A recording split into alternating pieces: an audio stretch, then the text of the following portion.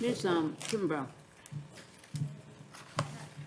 right, look, my daughter competed at Longwood last year with FBLA. She was decided she won third place and went to state competition. They went Monday. She won second place just in Mitchell. She's so excited because she and a friend are headed to state. They did very well. Great. She's very happy about that. What's going on, Pat? How are you, sir? Pretty good. Yeah. You doing okay? Good to Good. see you, sir.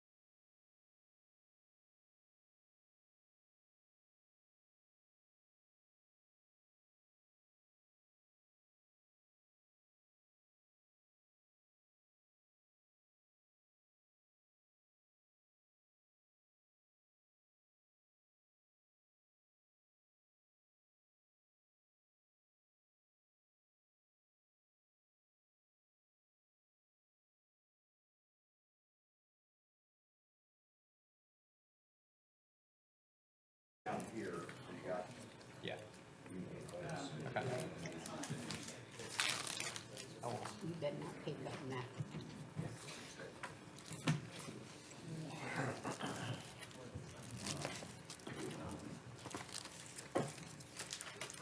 Have we heard from Bill? I just called him, he didn't answer. Hey,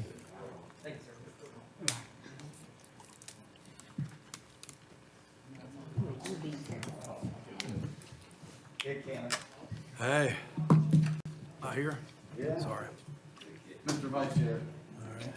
Just been running all over the place, but trying to get my. Is coming. Goodness, I knew that wasn't right, Bill is coming or it's not. but I didn't mind the visitation. Bill coming? He come, but he just coming. He come to the week sometime. Mine's always the exact same. Yeah. A bad feeling. Yeah. That's the first one I've missed. I know. It's easy to do, Jerry, no big deal. That's right. This is my Important. I'm like you, I did my best. Yeah. try to- Flag my VMI email. I would. It's nice to you. Take care of yourself. Okay.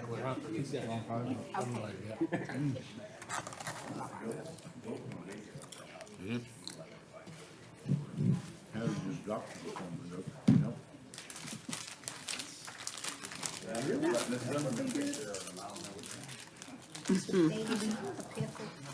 No mind. I don't try to be mine to anybody that wants it. I don't either. A neighbor, You're a friend with had a scan, his health lungs was full, lymph nodes. He's the one that went across the road for the time. I have 3 dogs in a week on. The one that's been crazy had you knock on my door. You didn't knock on my door. They start. Good way to start. Oh, yeah, he's coming around. Yeah, he is. I gave him, Rumors of his demise greatly exaggerated. name and number.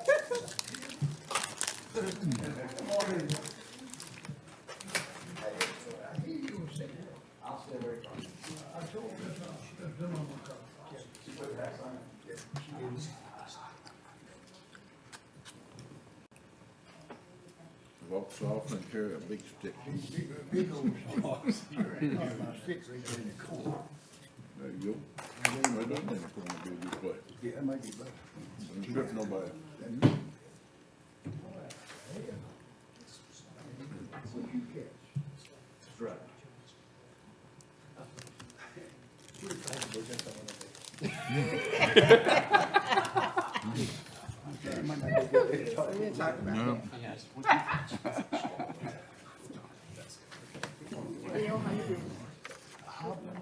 Hanging in there. Oh, yeah, can't get me down. All right, welcome, Mr. Jenkins. Good evening. Yo, sir. All right, it is 5:33. I'd like to call to order the budget work session on March 10th, 2026 for the Prince Edward County Board of Supervisors. Mr. Stanley, if you please. Thank you, Mr. Chair. I obviously a little bit under the weather today, and Crystal reminded me this morning that last year I was under the weather when y'all had it, but I missed last year's meeting. I promised I was going to be here tonight. Obviously, we've still got a little bit of, you look at the budget schedule there on page 2 of the presentation for March 10, it's a presentation of the county administrator's proposed budget. So I've met with each of the departments for the county. We've met with school system to get listed their needs. Next week, you will have your donation parade and meet with the outside agencies. And I've made some assumptions in putting the budget together, but when we get there, once y'all get through and make some recommendations there, we can tidy things up. But I'll say that appreciate Crystal and Cheryl and their work they put in to get us here today. I feel really good as we get through this today where we're at, and hopefully folks will breathe a sigh of relief. But this is where sitting down and talking about budget goals and stuff helps us with putting the budget together. So schedule-wise, we got tonight's meeting, the outside agencies on the 17th. We're scheduled to authorize a public hearing on March 24th for April 14th. That's our regular board meeting. Public hearing with the add dates of April 1st and April 3rd. We've still got down the April 7th work session if needed. I do not at this point, depending on where you guys are. I don't think we're going to need it. We would, on the 21st, then have a special meeting to adopt the county and school budgets and tax rates. And then at our June 9th meeting, do the approval appropriation resolution.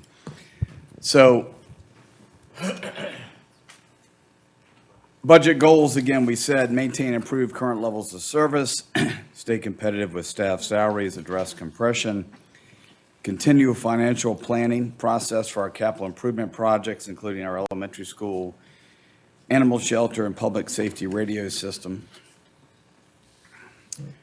Promote our economic development, invest in the community, including the Hip Park, Manor Smart Scale project.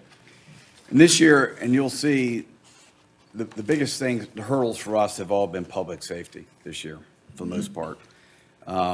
We had to assume our full share of the joint dispatch, which we eased into last year. It's about a little over $355,000 a year is our share. We locked in for the first 2 years.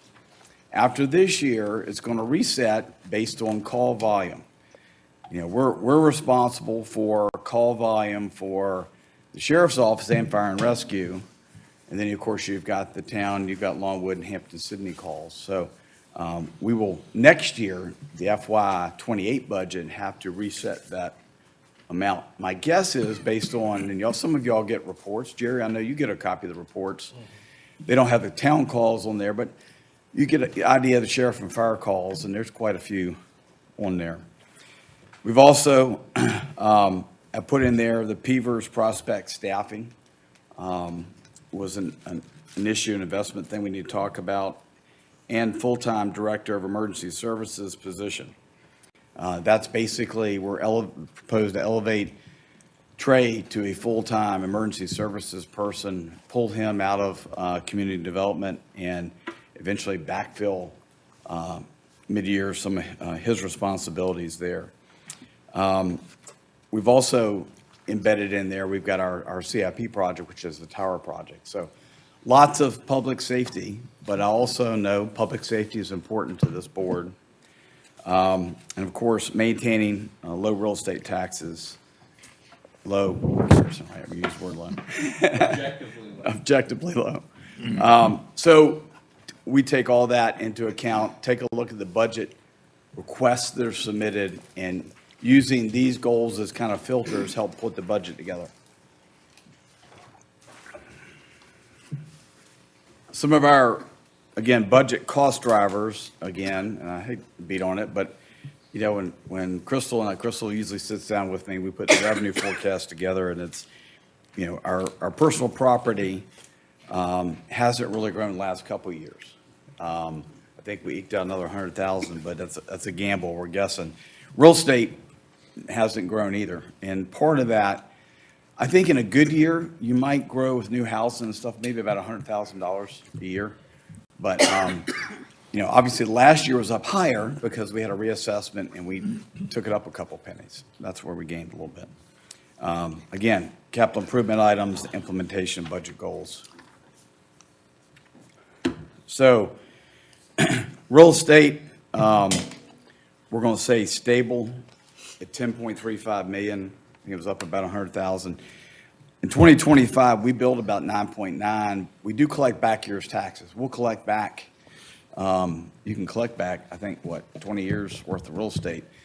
Obviously, the previous immediate 3 are the highest ones you'll collect on. And the others will kind of peter out, and maybe 10 years ago, you'll collect $1,500 from somebody. But when you see that advertisement in the newspaper that talks about delinquent properties, those are all usually delinquent 3 or more years. A lot of those are delinquent maybe 5 to 10 years. But those are some of the ones that are really caused that backlog. Again, personal property, stable. Some of that's impacted, as you know, we are in a lawsuit with Tharp Trucking. There's a $500,000 right there per year. Sales tax estimate, we bumped up from 4.7 to 4.8. You know, you're getting your sales tax, you're also collecting sales tax off your internet sales, all that's, it's helpful. Our meals tax, really thanks to Wawa, and every dime of meals tax goes to school capital improvements. We've been able to bump that up about from 200 to 250,000. That's already baked into Jimmy's model for Davenport and for our elementary school project. Our transient occupancy tax, which we use to promote tourism, is relatively flat. Again, because we don't have the hotels in town. You think of, ours are places, the Airbnbs out in the county, which actually generate probably $1,500, $2,000 a month, believe it or not. Places like Sandy River, the Executive Inn up there on 15, there's a few. And we've got a number of other categories which are up slightly.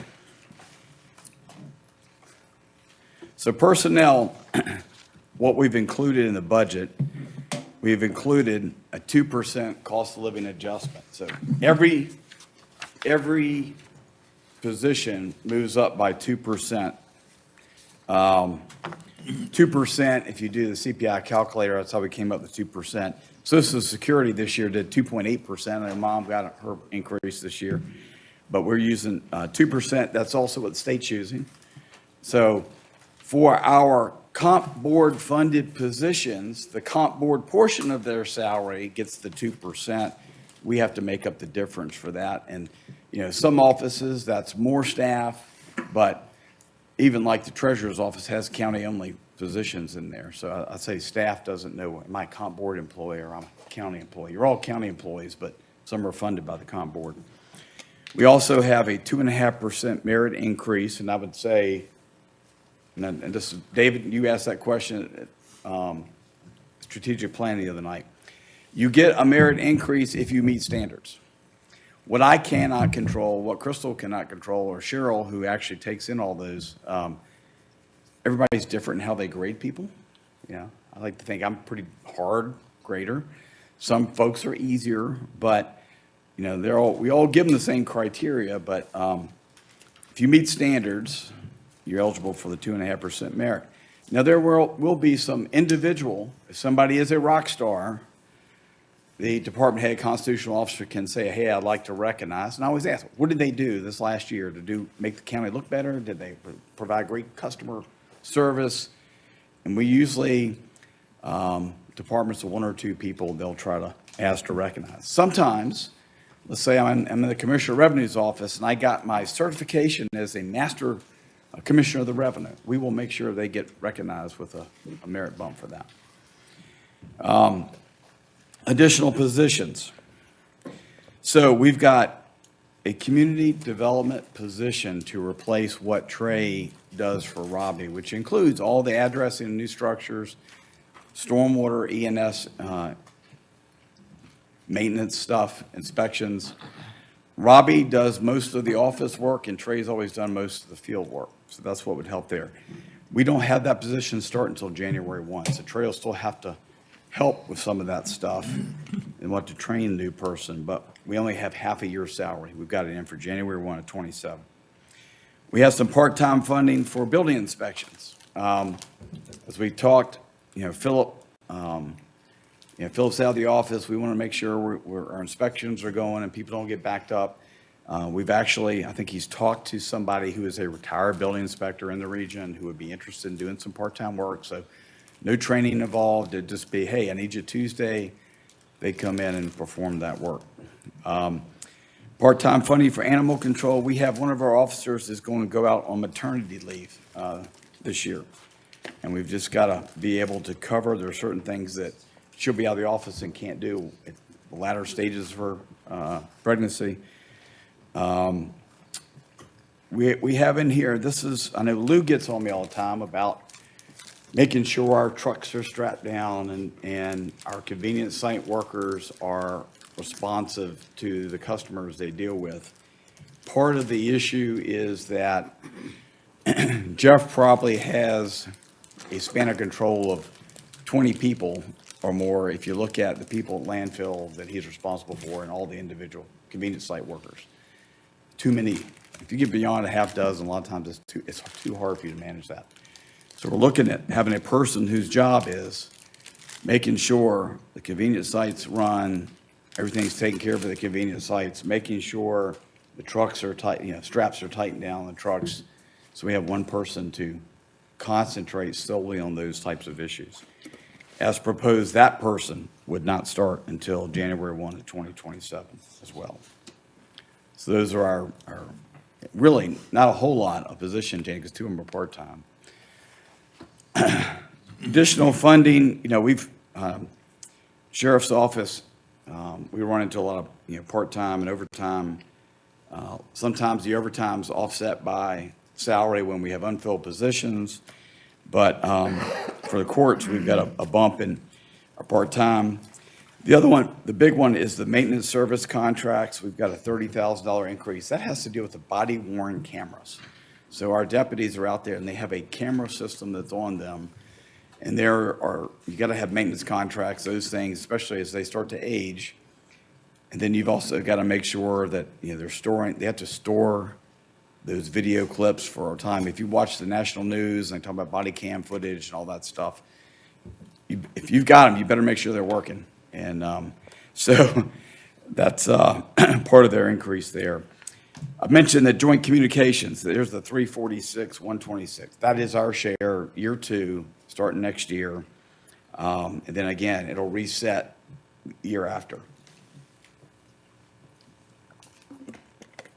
We've also got radio system maintenance, and Trey is working on narrowing down the numbers. So this actually will not hit us next year. It's going to hit us the year after.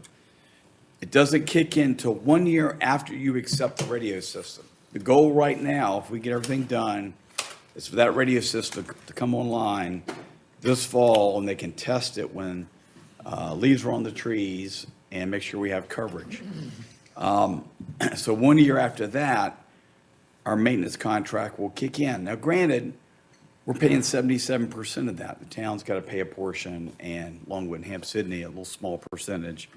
But we're trying to be proactive. I can't wait till next year, and then that bill come due, and I don't have any money set aside for it. So just like we did with the radio system, we're starting ahead of time, put money aside to be ready.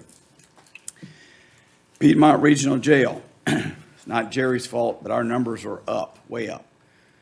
We have gone from, I'd say last year, Jerry averaging maybe 80, 90 inmates a day, and there were, a couple months ago, we were at like 120, 130. And that drives our costs because we're paying a percentage. Now, superintendent over there has done a great job of bringing in federal U.S. Marshal inmates to help offset costs. We're doing a lot of things at the jail to bring costs down, but if our utilization continues to go, our costs are going to go up. Right now, our budget for next year draft, we've cut it back, is probably 2.223.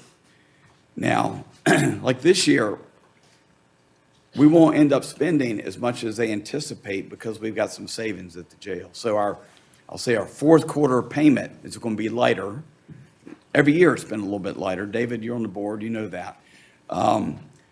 So I can usually, like this year, our budget was higher than 1.6, but we played a little poker and we guesstimated it's going to end up a little bit lower, and it will. Plus, in years where we underspent in the jail line, we have moved money over to our committed fund line as kind of a reserve for the jail. And I think we've got $350,000 still sitting over there, Crystal, so somewhere in that neighborhood. So even if we get what I call a bad year, we've got funds they're already earmarked to take care of that shortfall. But as you can see, public safety is driving us. Fire and EMS, Mehuron actually, their call volume has gone up significantly this year. They asked for a $15,000 increase. I've included a $10,000 increase. We've also bumped, this is not just for EMS, but EMS and our fire departments, they asked for an increase in insurance from 10,000 to 15,000 per company. Most of our fire companies are in that 15,000 range. What I have proposed for EMS and fire this year is to go up to 12.5. So that takes us from 60 to 80,000 on our fire department insurance. Plus we added 5,000 for the Farmville Fire Department. So my goal would be over 2 years. I'll get you to the 15, but it's going to take me 2 years to get there. If I could have made it work this year, I would have made it work. But I'm trying to balance, get them some increase to help them out and balance it. And part of that is they also want reporting software. For those on the Public Safety Committee, we've talked about this. It's part of their, ATL funding. Fire departments have to report every call they go on, the staffing resources that are on each fire. There's a reporting software system out there. They can make it easy for them. They can do it on Apple or phone and take care of that pretty quickly. We got an ask from the fire companies to cover that. And we've included, Trey's gotten yes, we've included 20,000. The other big one there was hose testing. So how often, Lou, do fire companies have to get their hose tested on fire? Supposed to do it every year. Yeah. So a lot of counties have gotten into doing this, is try to bundle that, make it a little cheaper, bid it as one, get a quote. You can have seen some of the counties, they have all their trucks report to a certain location, they test the hose and take care of it. So we're helping our fire companies. We're not bumping their annual appropriation, but we're giving them $2,500 more per company for reimbursement for insurance. If they don't spend it, you don't get it. We've given them hose testing, and now we're adding reporting software. And a couple of years ago, we pay all the fuel costs for them. So we're starting, especially that's more helpful for those companies that run more calls. That's more of a help for them. But I think even the ones that like Darlington Heights that maybe run fewer, they still appreciate the fact that we're picking up those items for them. Some other items, IT department, Sean's back there. We've got to replace our AS400 mainframe computer. Last year, y'all put $32,500. We put that in the budget, and that was approved. This is the second half of that, so that will cover it. Again, we'll eat the elephant in 2 bites over 2 years. And I think I've dropped this back to 125, but with reassessment funding, every 4 years, we've got to fund reassessment. We still have our funding for our regional economic development initiative, the $54,818 for Verita. That is our committed. We've made all the counties have made a 5-year commitment for Verita. We're actually hopeful this year I know Alex is going to make a presentation to Amelia. Amelia is the only county that did not want to join in, and we'll see if they join in. But they've also gotten a number of private partners like Dominion and Luckstone, some other groups to come in, and some of the banks to help fund the regional economic development effort. School CIP funding, we've got the $450, it's budgeted funds, and the $250 meal stacks. It's $700,000. It's in the budget for the elementary school. I have not increased it. If you remember from the model that Jimmy did from Davenport, we don't need to increase it yet, per se.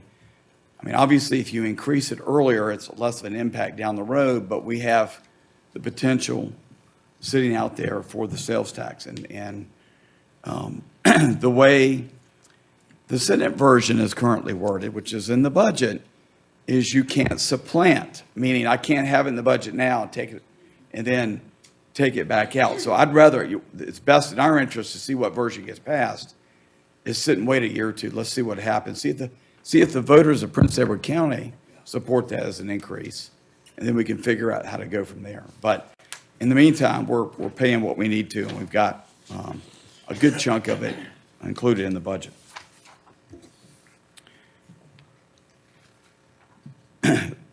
Solid waste, still got money. Our goal, I think, this year is we really want to get that new entrance done and the new scale house, so we got some funding in there for that. Our general county capital improvement line, we still got $500,000. That's what pays for things like the convenience site upgrades, and we've got to replace the generator here at the courthouse. We've got a handful of items that that will help cover. We still have some funding in the budget. I cut it back, but I still got some engineering funding. This year we had 200,000. I cut it back to 100. We still got some legal and debt service. I've cut back from 400 to 350. I still want us to be, if that data center comes through, I want us to be in position where y'all raise taxes by a couple pennies to be able to move forward with the project. But also realize we have other priorities that I've got to get through without a tax increase. So it's trade-offs, right? But I still feel like we've got, significant funding there. Our annual contingency line, I've dropped, we should be about 150,000, should be 0.5% of our, based on our finance policy. I had to cut that back to about 101,000 in there. This year, we really haven't had to touch it. So I think we've done a good job with budgeting, so I think we're in pretty good shape. So we've got estimated state revenue, again, in the budget. We've got school budget increases. We got the governor's estimate. We have the 400,000 requested by Dr. Jones and the school board. So our operating is $12,639,342. That is baked into the budget. The debt service, and the debt service for them is older debt, some of that having to do with like the middle school HVAC project, a couple other projects that are older. That's in the budget. For our outside agencies, I've made some recommendations. Y'all see next week. And really, at the end of the day, is that's where I need y'all's input on where y'all want us to be on the outside agencies. But to get where we're at tonight, I've got to make some assumptions. And as always, y'all make some changes to that. And then we'll make changes to the overall budget to take care of that. What's not in the budget? So the good news is I've got that whole new 400,000 new, that's all covered in the budget. We're still using, like we did this year, 850,000 of fund balance, like your savings account, to fund the schools, but I've done that again based on, I'm going to anticipate they're going to have a surplus this year that'll help make up that difference. Now, you're going to have a request to return half of that surplus from last year for capital improvements, but we still had enough to cover ourselves when we include in the budget. So it's a little bit of a gamble, but when I look back over the last 5 or 6 years, we've been able to cover that gamble. The good news is we're not adding to that deficit because that bill is going to come due one day. And that bill, 850,000, that's a little over 3 pennies of real estate tax. The budget that I've got put together does not include funding for Prospect Ambulance. I know our partners at Peavers, we know there's going to be a cost potentially of that. Assuming the board wants to go through with it, we'll have to figure out what that dollar amount is. We will figure that out. But I just want you to know right now, today, I don't have that baked in to the budget. And again, I put there full funding for Piedmont Regional Jail. Again, I'll make the assumption, I'll make the gamble that it won't cost us as much as anticipated budget will cost us. And if it does, we've got some money in reserves. I can cover that for a year. Those of us who were at the Prospect Volunteer Fire Department banquet, one of their members used it twice. And he said the response time was lightning fast, and it was greatly appreciated. You're talking about going from a call time of 20 minutes to a call time of about 10 on average in that area. And it's proximity. You know, it's the fact that you've got a truck that's that much closer to you, whether it's in Prospect or Darlington Heights or heck, even back over towards Pamplin. We've included a 10% health insurance bump. We haven't gotten our final numbers. It was trending towards 13.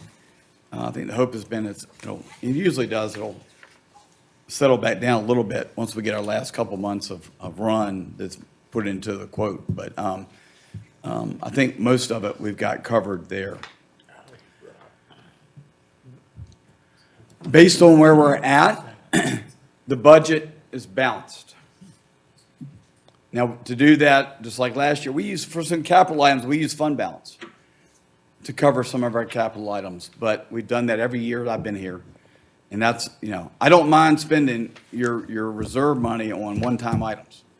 What I don't want to do, and what we haven't really done, with the exception of the schools, but again, we've got a little bit of an out there, is use money for ongoing costs like salaries. Because they're going to be there next year, and you got to have to, sooner or later, you got to play catch-up. Remaining items, obviously, it's the donation list and outside agency changes. And then if there are any other, budget goal stuff that y'all want us to look at and consider. You give Trey Powell a pat on the back for that grant, for the air grant, that's $150,000. Which saves our capital improvement fund. It does. Absolutely. We can have, conversations like, Mr. Chairman, you've asked us about how much is it, like a penalty of personal property. It's $19,216. If we were to cut 5 cents, it would cost about $100,000. We can have those conversations. We get down here after we get through the donation parade with the businesses and talk about anything else. To me, budget process works, and Crystal will be getting you a copy of the full budget with the line items and all that stuff. We work hard, we put it together and present it to you guys, and then it's your budget. And then if there's something y'all want to change, and we'll make those changes. But I feel really good that we've been able to give the schools what they feel they need to continue on their path to excellence. I feel like from a public safety standpoint, we are making significant gains in public safety.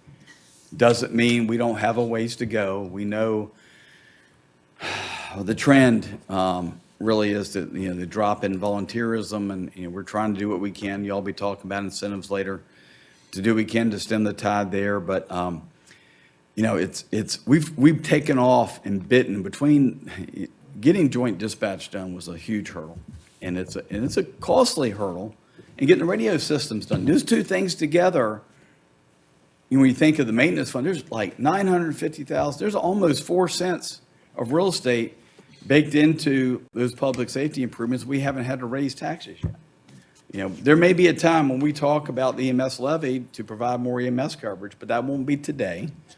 But I think these are significant organizational changes that makes us have a stronger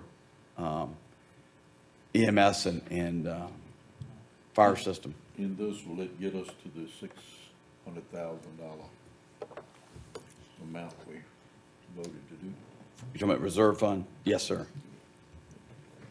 I can't remember where we're at exactly. Crystal and EMS reserves, I know we've been putting that top 100,000 off each year. I will have that exact.